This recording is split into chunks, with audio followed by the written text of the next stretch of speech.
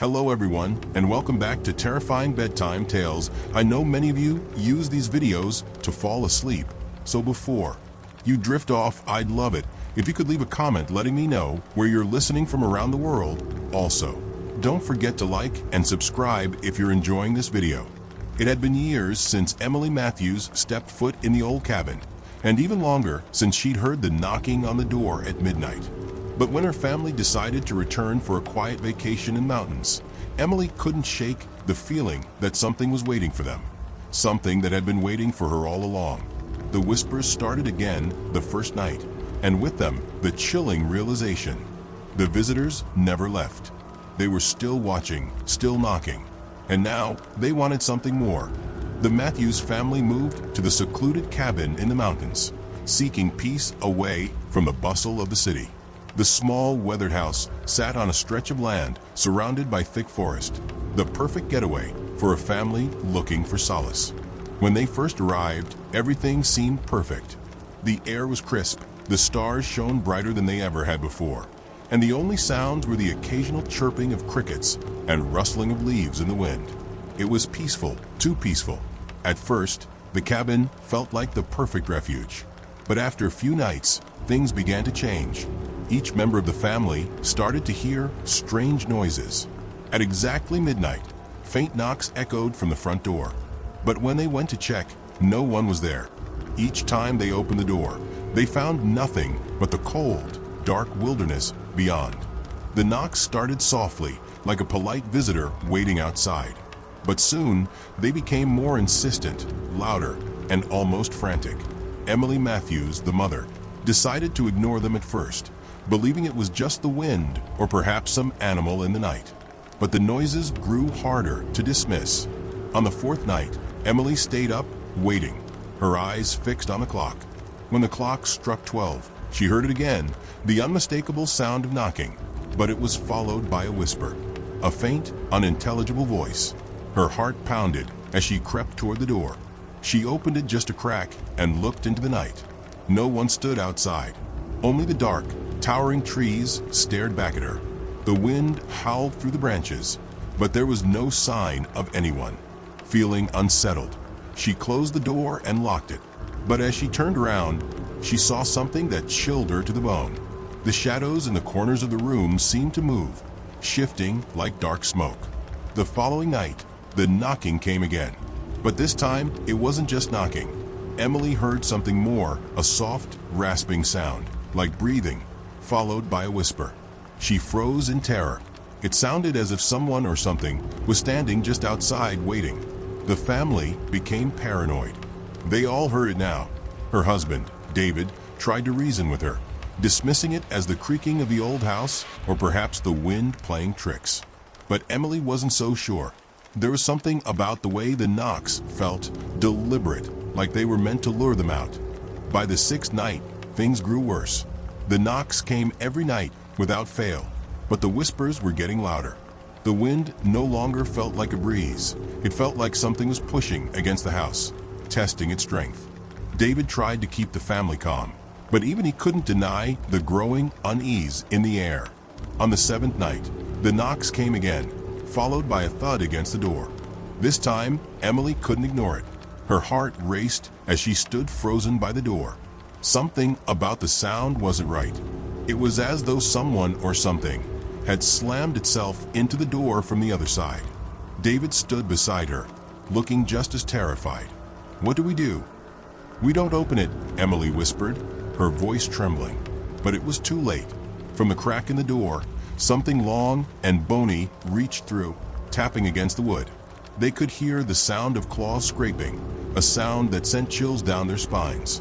Suddenly, the whispering started again. This time, the words were clear. "Let us in." The next few hours felt like an eternity.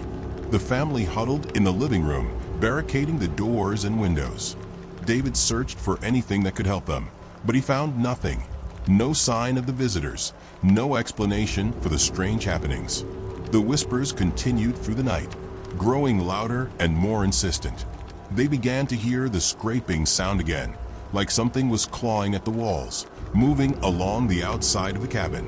The house seemed to groan in protest, as if it were alive, strained by an invisible force. At dawn, the sound ceased. It was as though the night had swallowed the visitors whole, leaving behind only silence. But the fear was still there, hanging in the air like a fog that wouldn't lift. Emily couldn't shake the feeling that something was still watching them, waiting for them to slip up, to let down their guard. That morning, David took the kids to the nearby town to get supplies, but Emily stayed behind. She needed to confront whatever this was. She had to know what was happening. As the sun began to set again, Emily sat by the window, watching the last light of day slip away. And then, just before midnight, she heard it again, the soft knocking. But this time, it wasn't just outside. It was inside. The sound echoed in the corners of the room, and she felt a cold, icy breath on the back of her neck. She turned slowly, and there, standing in the doorway of the living room, were the visitors. Their faces were pale, almost featureless, with hollow eyes that seemed to peer straight through her. Their bodies were covered in tattered, rotting clothes, and their hands were long, thin, and clawed. They did not move, but they were there, watching her. "Who are you?" Emily whispered, her voice barely audible. The tallest figure stepped forward, its mouth opening. It didn't speak with its voice, it spoke in her mind. "We are the forgotten," it said, "the ones who never left." The entity's words seemed to burn through Emily's mind, but she didn't retreat. The fear that had gripped her before now turned to anger. "Why are you here? What do you want from us?" "We are bound to this place. We need a soul," the figure replied, its voice growing more ominous. "Your soul." Emily's heart hammered in her chest, but she held her ground. "You won't take anyone from here. Not me, not my family. Leave." The visitors stared at her for what felt like an eternity. Then, one by one, they stepped back into the darkness, vanishing as suddenly as they had appeared. The knock stopped. The whispers ceased. The next morning, when David returned, Emily told him everything. They packed up and left that day, not daring to stay another night. But the memory of the midnight visitors stayed with them forever, a warning from the other side of reality. The family never spoke of it again, but they all knew. The darkness that came to visit them wasn't gone. It was just waiting for the next unlucky soul. The days that followed the terrifying encounter with the visitors were filled with a heavy silence that hung over the Matthews family like a cloud of dread. It was as though the events of the previous night had left a mark on the cabin, one that would never wash away. David and Emily didn't speak of what happened to the children, but their behavior had changed. Their eyes darted nervously to every shadow. Their footsteps grew quieter, as though they feared making a sound that might summon the unknown. Every night after that, they barricaded the windows and locked the doors, even though they knew deep down that the locks would not keep whatever was out there at bay. In the quiet moments between the chaos, Emily found herself thinking about the visitors. She couldn't shake the image of their hollow eyes and decaying bodies, their cold, almost otherworldly presence. But it was their words that echoed in her mind. "We are the forgotten, the ones who never left." What had they meant? Were they trapped here? Or was there something more to the story? One night, as Emily sat on the porch trying to steady her nerves, she noticed something strange. There in the distance, beyond the line of trees, a faint light flickered in the darkness. It wasn't the glow of a passing car or the fireflies she'd grown accustomed to in the summer nights. This was different, steady, unnatural. It seemed to beckon her. "I need to know." The thought echoed in her mind, louder than anything she'd felt before. She had to learn what the visitors wanted and what had caused them to haunt this land. That night, while David and the children slept, Emily gathered her courage. She put on her boots, grabbed a flashlight, and set out toward the flickering light. The air was thick with tension, the rustling leaves amplified in the quiet. She could hear her heartbeat in her ears as she moved cautiously toward the light, which seemed to pulse faintly in the distance. The forest was dense, the trees tall and dark, but the light was her guide. As she ventured deeper into the woods, a sense of familiarity began to creep over her. She had been here before, somewhere, sometime, but she couldn't remember when. The light grew brighter as she approached a clearing. At its center stood a stone altar, weathered and overgrown with moss. The light seemed to emanate from it, like a beacon calling her forward. Emily's breath caught in her throat. She couldn't explain why, but the place felt wrong, as though it had been untouched by time. As she stepped closer, she saw markings on the stones surrounding the altar. Ancient symbols she didn't recognize, yet somehow they seemed familiar. She knelt down to examine them, tracing her fingers along the carvings. That's when she saw it, a name etched deep into the stone. The name of the family who had once lived here, the previous owners of the land, the ones who had vanished under mysterious circumstances. Emily's heart raced. Could this be the reason the visitors had come? Had they, too, once lived in this cabin, only to be forgotten by time? Were their souls bound to the land, waiting for someone to remember them? The wind picked up, howling through the trees, and for a brief moment, the temperature seemed to drop. Emily's breath fogged in front of her, and the hairs on her neck stood on end. A voice, faint but familiar, whispered in her ear, "We were here before you. We will be here after you." Emily whipped around, her flashlight scanning the dark, but she saw nothing. The whispers seemed to be coming from all around her. Her pulse quickened as she backed away from the altar, the symbols now glowing faintly as though reacting to her presence. She couldn't stay. She had to get back to the cabin, to her family, and to the safety of her home.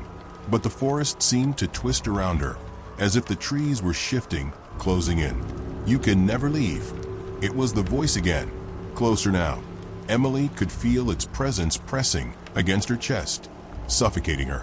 She stumbled back, her legs shaking, and she broke into a run. The flashlight flickered and went out, but she didn't dare stop to fix it. The darkness felt alive, as though it was pursuing her, and the whispers, oh, the whispers, they were all around her now, calling her name. When she finally burst through the trees and back into the clearing around the cabin, the voice stopped. Emily returned to the cabin, breathless and shaking. She barely had the strength to tell David what had happened. She had discovered the markings, the altar, the symbols. But more importantly, she had heard the whispers. The visitors weren't just spirits of the past. They were bound to the land, trapped in an endless cycle. She had to act. She couldn't let her family become another set of lost souls. But how could she break the curse? How could she release the spirits of the past without losing herself? The answer came to her in the dead of night, as she lay awake in bed. She had to confront the visitors, confront the very force that kept them bound to the land. She had to perform a ritual, a binding ritual to sever the connection between the spirits and the earth itself. Emily was no longer afraid. She was resolute. If the spirits wanted a soul, they could take hers, but not her family's. She would sacrifice herself to free them. At midnight, when the knocking came again, Emily was ready. She and David stood side by side at the door, the children asleep in their rooms. Emily's voice was steady, even as her heart raced. She whispered the incantation she had learned from the symbols, the ancient words that would sever the bond and release the spirits. The knocks grew louder, more frantic, but Emily stood firm. The door opened. There, standing before her, were the visitors. Their hollow eyes met hers. But this time, something was different. They were no longer a threat, no longer the creatures of terror. They were just souls, trapped and lost, waiting for release. Emily stepped forward, whispering the final words of the incantation. The air grew cold, and the spirits began to dissipate, vanishing into the night. As the last whisper faded, the family was left in silence. The curse had been broken. The visitors had gone, freed from the land, never to return. In the days that followed, the Matthews family returned to their lives, but they were forever changed. The cabin, once filled with fear, was now a place of peace. They no longer heard the knocks or whispers, and the air felt lighter, as though the weight of the past had been lifted. Emily never spoke of the ritual again, but she knew in her heart that the visitors had been freed, and that their spirits were finally at rest. They were no longer the forgotten, and as the family left the mountains behind, the only thing that remained was the faint echo of the wind, whispering through the trees. "We were here before you. We will be here after you." But this time, the voice was distant, faint, like a memory that would soon fade. In the weeks that followed the ritual, the Matthews family tried to resume their normal lives. They returned to the city, leaving the cabin behind, but the weight of what they had experienced stayed with them, as though an invisible thread connected them to the mountains. The house that had once been a place of refuge now felt like a distant, haunting memory. Emily found herself waking up in the middle of the night, her pulse quickening, her mind replaying the whispers and the cold, eerie faces of the visitors. There were nights when she'd sit up in bed, staring into the dark, convinced she could still feel their presence, as if the spirits had left an imprint on her soul. David, ever the skeptic, reassured her that it was over. The family had survived the curse, and they were safe now. But Emily wasn't so sure. The visitors had vanished, yes, but their departure had left a hole, a void in the air that felt like something was missing, or perhaps still lingering. Days passed, and the quiet peace of their suburban life felt almost like a lie. Emily couldn't shake the feeling that something had been left undone. The air seemed thicker somehow, heavier with the silence that now filled the space once occupied by the haunting. One night, she ventured into the attic, hoping to find something to distract her. As she dug through boxes of forgotten belongings, she came across an old photo album. She flipped through the pages, her fingers brushing against the worn edges of the photographs. There were pictures of her family, her mother, father, childhood memories, holidays. But then, at the back of the album, something caught her eye. A photograph she didn't recognize. It was a picture of a cabin taken from the outside, the image blurry and faded. But what sent a chill down her spine wasn't the photograph itself. It was the figure standing near the porch, a figure that looked disturbingly like herself. She flipped the page, and there was another photo, this time of the altar in the forest. And in that photo, there was the same figure standing at the altar, but her face was obscured by shadow. Her breath caught in her throat. Could it be that she had been there before? Had she somehow been connected to the land and its curse in a way she couldn't remember? Was it possible that the ritual had reached farther than she thought, pulling pieces of her past into the present? Or was she simply losing her mind? Emily couldn't stop thinking about the photos. She became obsessed with them, tracing the lines of her own blurry reflection in each shot. Something about it felt wrong, unsettling. The more she looked, the more she wondered if the visitors hadn't just come for a soul, but for hers specifically. The whispers, too, continued, though faint. It started on the edge of her hearing, like distant winds rustling through the trees. But the longer she paid attention, the clearer the voices became. They spoke to her in a language she couldn't understand, though every once in a while, she'd catch a fragment. "We are you." The phrase chilled her to the core. Was it true? Had the visitors, in their desperation, somehow reached into her past and bound themselves to her? Were they trying to return to life through her? The idea that her soul was still tied to the land, that she was still haunted by the spirits of the forgotten, gnawed at her every waking moment. Emily grew restless. She started hearing sounds again, scratching at the windows, soft whispers in the night air. At first, she dismissed it, but the fear built up in her like a pressure, growing, tightening. Something was wrong, and it wasn't just in her mind. One evening, Emily stood in front of the full-length mirror in her bedroom. Her reflection looked off. She couldn't explain why. The features of her face seemed blurred, and there was an unsettling feeling, like someone else was staring back at her. "Is this what you wanted?" she whispered to her reflection. The reflection didn't respond, but as she turned away, she heard a low whisper behind her, as if the reflection itself had spoken. "We are the forgotten." The voice sounded so much like hers, and it froze her in place. Her heart pounded in her chest as she spun around, but there was nothing in the room with her. The paranoia only grew. Emily could no longer distinguish between reality and the remnants of the curse. She tried to tell David, but his dismissive attitude only deepened the isolation she felt. He thought she was just overwhelmed by everything that had happened. But to her, it was clear. The curse was never truly broken.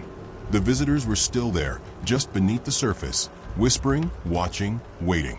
One night, after weeks of restlessness, Emily decided to return to the cabin. It had been weeks since they left, but the pull of the place was undeniable. She needed closure. She needed to understand what had happened and what was still happening to her. David protested, but she ignored him.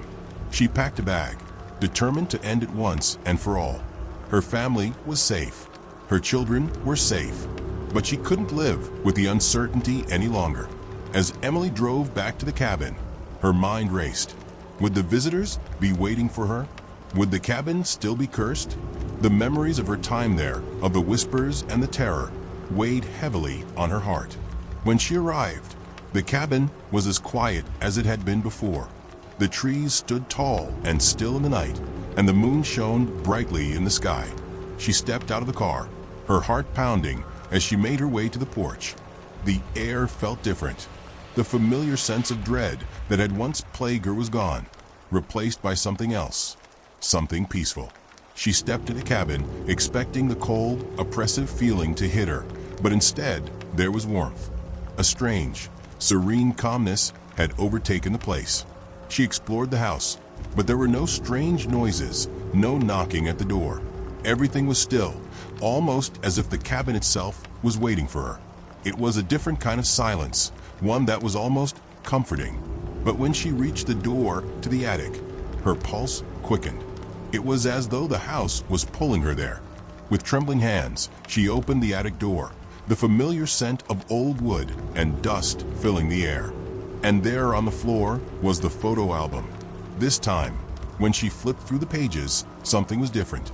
The images weren't blurry. The figures in the photos were clear. Emily, her family, all of them standing in front of the cabin, smiling, happy. It was as if the past had been rewritten, and they were all part of the land, a part of the cycle. But then she turned to the last page, and there at the very end was an inscription. The visitors, the forgotten, are one with the land, as you are one with them. The realization hit her like a wave. The visitors hadn't been trying to steal her soul. They had been trying to reclaim it. They had been bound to the land, just as she had been, and in releasing them, she had allowed the land's curse to reshape her own identity. She had become part of the land's memory, a part of the forgotten. Emily stood there, alone in the attic, the weight of the truth settling in her chest. She hadn't freed herself, she had joined them. But in doing so, she had brought peace to the land. The visitors, the spirits of the forgotten, had found their rest. And Emily had found hers. She was no longer bound by fear, no longer haunted by the whispers. The family, though unaware of the deeper truth, lived on, unburdened by the past. The cabin was no longer a place of terror. It had become a place of peace, a place where the visitors had been acknowledged, their presence respected, and their memory honored. Emily knew that the land, the cabin, and its spirits would always be with her. They were part of her now, and she was part of them. Together, they had found the closure they all needed. And for the first time in months, Emily could finally breathe easy. In this expanded version, Emily's journey deepens, both emotionally and psychologically. It explores her growing realization that the visitors were not simply malevolent spirits, but rather lost souls bound to the land, and ultimately to her. Her final confrontation with the truth allows for a sense of peace, not just for her family, but for herself as well. By adding layers of internal conflict, psychological unraveling, and a more profound connection to the spirits, the story reaches a more intricate resolution. There is a full circle of understanding and acceptance at the end, showing that the curse wasn't a curse at all. It was a part of the land, and Emily had become one with it. Let me know if you want to further explore any part of the story or add new elements.